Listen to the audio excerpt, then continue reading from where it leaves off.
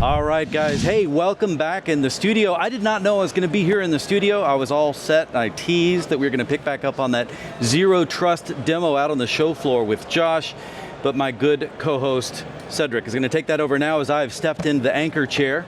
They left the doors unlocked, so that's apparently what happens when you want to host a show. Listen, I want to encourage everyone to, if you're not able to keep track because there's so much information coming at you, don't forget, of course, everything is available on demand.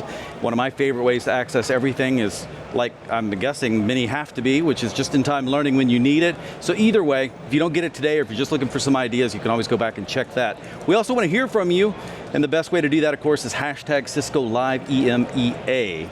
So please stay in touch with us on that one as well. And just checking in, I believe we're going to Cedric next, correct? Not yet, we don't have him quite ready yet. Yeah, in just a moment, we are going to have TK and Lothar, who are coming off of the stage, and they're going to get into a little bit more depth and consider some different angles with our own Nish Parker here in Studio B in just a moment. But I think Zero Trust and the actions that are happening in this space are crazy interesting, right? Because security is the gift that keeps on giving, and it's the same way for the show here as well. And in fact, let's now check in back on the show floor with Cedric, who I believe now is with Josh in the Zero Trust area. Cedric. Yes, Rob, I am here at the Zero Trust security booth in the Cisco showcase, and I'm here with Josh. You were here before, Rob. I'm here now. I took your place. We just switched. But you were talking about Wi-Fi fingerprinting and how that literally works, and Josh was about to give us a demo of what actually is going to happen if there was something suspicious in the network. Exactly right. So what we talked about last time is how we could get out of the user's way and maintain trust even if they did something like make a VPN connection. But obviously, it's possible that the connection is an attacker, and we may lose trust in that user, and we need to reestablish it. So let's look at how we go about doing that. Normally, a user's going to log in, they're going to put in their username, they're going to put in their password, and they're going to try to log into a system, right? And in this case, this is an attacker attempting to log in as Lee, right? And unfortunately, he's compromised Lee's password. So the system tries to contact Lee, Lee's phone pops up with a notification saying, hey, were you trying to log in? And Lee says no, denies that authentication, right? Was that a suspicious logon, right? And so we've reported that logon as fraud. Now that not only alerts the Duo administrator, but it changes the trust status of that user within the Duo system generally. So the next time somebody goes to log in, you'll notice that we don't just get a push notification here, we actually get a code on the screen that the user has to enter on their phone in order to complete the authentication. Now the attacker has this code, but Lee doesn't. There is no way for Lee to approve this authentication and approve that fraudulent sign-on. And so by default, we have blocked that fraudulent sign-on. Now the next time Lee goes to sign in, and it really is them on the computer, they will have the code, they'll provide it to the mobile application, and that allows us to re-establish trust in the user. So that's one of the things that we can do when things look a little bit suspicious without bothering the user unnecessarily by asking for a code every time. Yeah, actually, I use that every day at Cisco, and I think it's a beautifully designed product. It keeps our company secure. It can help your company keep your company secure as well. Are there any more innovations around Zero Trust that you can talk to us about, Josh? Absolutely. So as we've seen here, this was a more traditional type of logon with username and password. But one of the things that's really coming into prominence now is passwordless, where the user can actually register a biometric or a PIN or even facial recognition. Yeah, so your Touch ID, your Face ID on your iPhone, let's say. Exactly. We've got that evolution from something that you know and something that you have to something that you are and something that you have. And that creates a situation where the threat model for an attacker becomes very complicated, right? They might steal your device. That's possible. But to get your device and your fingerprint from the other side of the world, that's very, very difficult. On the other hand, for a user, that step of multi-factor authentication, where we're used to having 2 or more steps, becomes just one. They touch one thing, they look at one screen, and they're logged in. So it's here all about security and simplicity with Duo. So it's here also like about, it's risk-based authentication, sorry. Exactly. Like, what are the key benefits there? So I think it's always going to be twofold if you want to do it right. The first thing is we want to be more secure, right? We want to identify risks. We want to stop users when we see something suspicious. But if we miss the other side of that coin, which is improving the user experience, then you end up with problems like users recording their passwords in third-party products.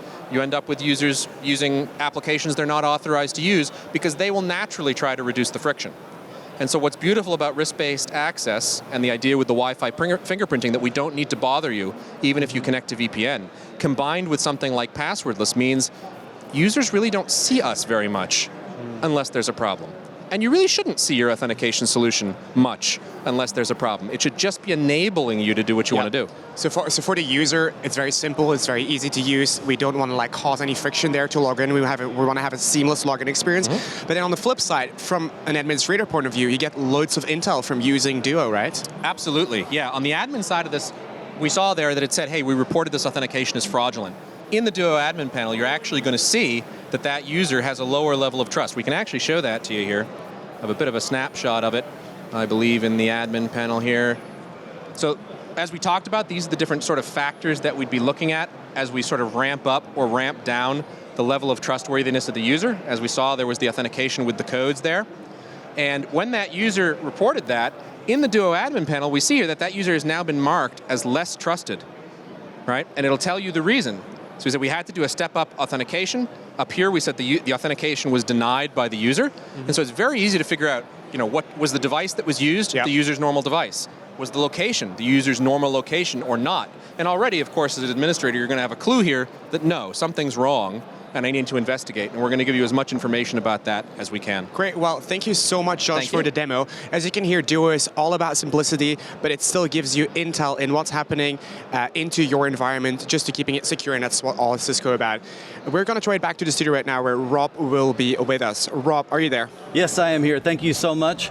So, what's interesting about this whole thing is I was looking forward to finding out from Josh what happened, because I'd noticed a change in how we authenticate to the Cisco network. I'm a contractor in a couple of different situations, and the Duo authentication that we do is always frictionless, but there's been a period of time where it's offered up a code that I have to have that gets sent to me, and it feels kind of like the old days. But what I understood loosely from Josh is that we're moving into increased ability to say, you know what, based on your location, based on your behavior specifically, we're not going to trigger you for that any longer. We're just going to go ahead and make that a seamless experience for you. But now we're getting at that deep dive I promised about with Nish, who's got two gentlemen I very much enjoy. TK and Lothar are here, and they are in Studio B. And so Nish, I'll let you take it away there. Thanks so much, Rob. Yes, we're here with Lothar and with TK. They've just finished their innovation talk. So firstly, congratulations. It looked like you got good response. And welcome, and thank you for spending the time with me here for the next few minutes. So how are you both doing to start with? Great. I think great, right? We had a full house, I would say, and the audience was quite excited, and we got initial great feedback. Good to hear. So let's talk a little bit around the challenges that customers face. Lothar, I'll come to you for this one. What challenge do customers face when it comes to Zero Trust specifically? I know that was a big focus of your talk just now. Right. I think that the challenge is that it's a very big area, right? I think the point is, where do you really start? And before you start, you need to think about what is it that we really want to achieve. Otherwise, every journey might fail. Right. And I think that's the number one topic. Really understand what you want to achieve and what is the delta, your gap, where you are today.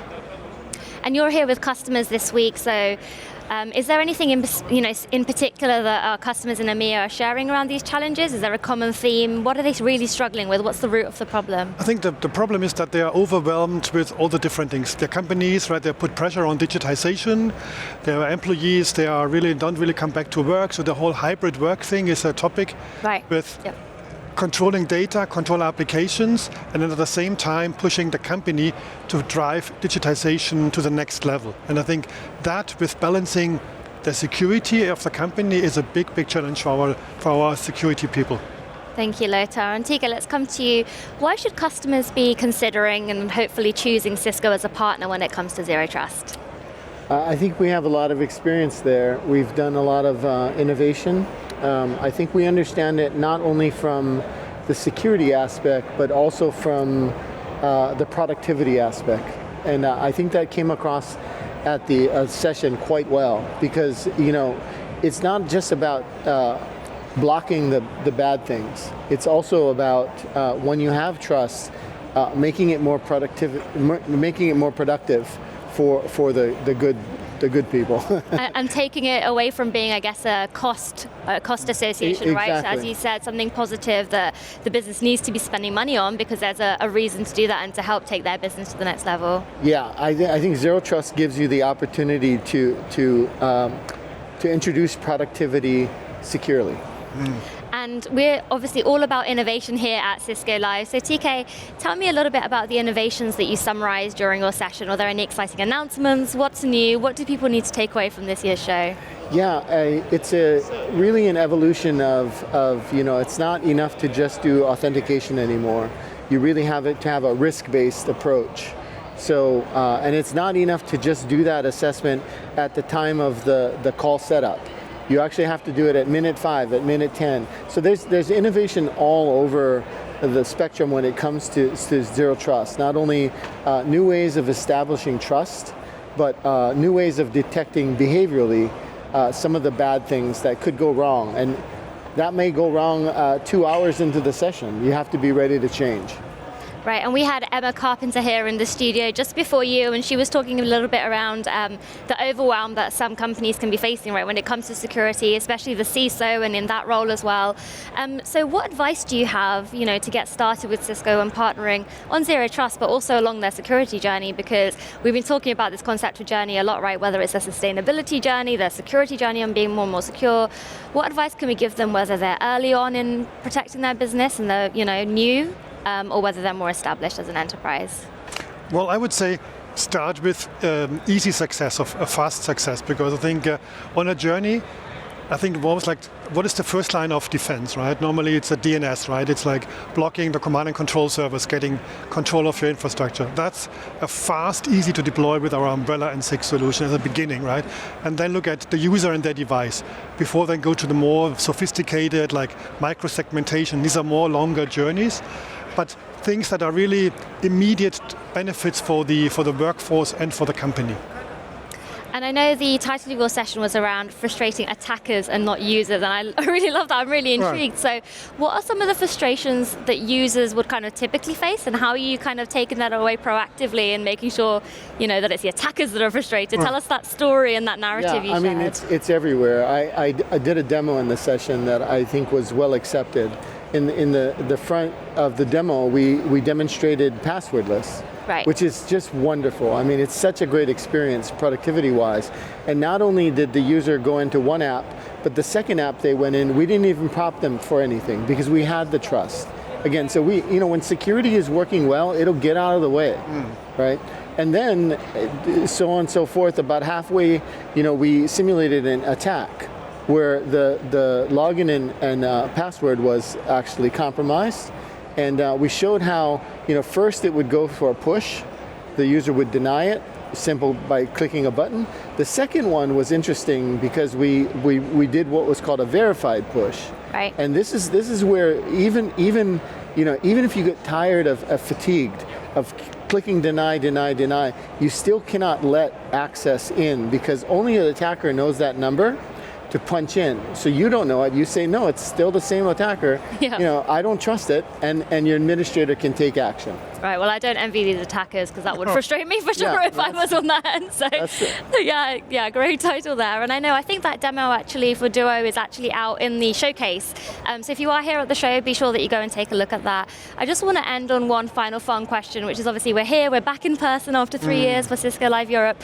So you can talk about security or anything else, but what has been the highlight so far off the show? I know we've got tomorrow as well in the guest keynote, but let's start with you, Lothar. What's been the highlight so far? Well, I think because I'm in security and I'm really, really excited to see that security has such a big presence because it's currently top of mind of our customers. And it's great to see that Cisco is putting that to the forefront and giving the customers really the choice to understand what is the power that we can bring. That is, I think, my biggest excitement. Thank you, Lothar. And how about you, TK? Yeah, I think same thing. I think security has really permeated how we work, how we live, how we play. So I think that's the topic. I just like the evolution of security because, back in the day it was just about, stopping things. Right. Okay? Now I feel like a facilitator of things, and it's good to be on both sides of that. Wonderful. Well, I just want to say thank you so much for joining me. I know security has been, in the keynote, like you said, the demos all over the innovation. We've got innovation talks, we've got the Cisco Secure, we've got a showcase, there's a booth here. So yeah, like you said, everywhere at the show. That's actually going to be a wrap now on our security segment. We're going to come right back to Rob, and we're coming back to IoT.